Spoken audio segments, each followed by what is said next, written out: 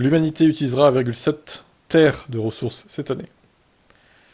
Alors, le 2 août, donc, c'est le jour où l'humanité a utilisé la plus grande quantité totale de ressources mises à disposition par la Terre au cours de l'année. Et la journée se fait de plus en plus tôt chaque année.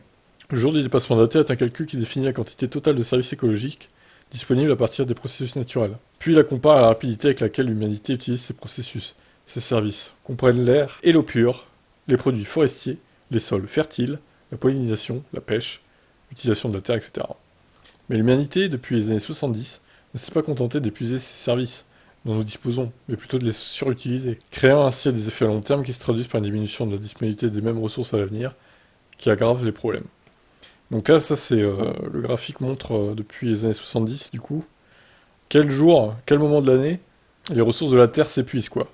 Et on remarque que c'est de plus en plus tôt, finalement. Dans les années 70, bon, c'était fin décembre, ça allait encore, et puis après, bah, ça a fait que baisser, quoi. C'est remonté un petit peu début 80, puis c'est redescendu. Globalement, ça n'a fait que descendre. Il y a aussi donc, par rapport au nombre de pays, on va essayer de zoomer, attendez. Certains pays donc utilisent les ressources de la Terre beaucoup plus tôt. Attends, le Qatar le 10 février, non mais c'est incroyable. Le Luxembourg le 14 février. Canada, United Arab, alors USA, Canada, les Émirats, Australie au mois de mars, Belgique, Danemark, Finlande, voilà. Bravo les Belges, hein. République de Corée, Suède, Autriche. Donc la France, nous, c'est au mois de mai, pour le coup. Ça reste assez tôt quand même, hein, pour la France. Le Japon le 6 mai, Portugal, Espagne, Suisse. Bon, après, tous les pays riches, hein, forcément. Plus le pays est riche, plus il va dépenser. Enfin, c'est pas forcément le cas, c'est aussi dépendant des ressources du pays en question, mais bon. Parce que la Belgique est pas spécialement riche pour le coup. Par contre, les US, si quand même.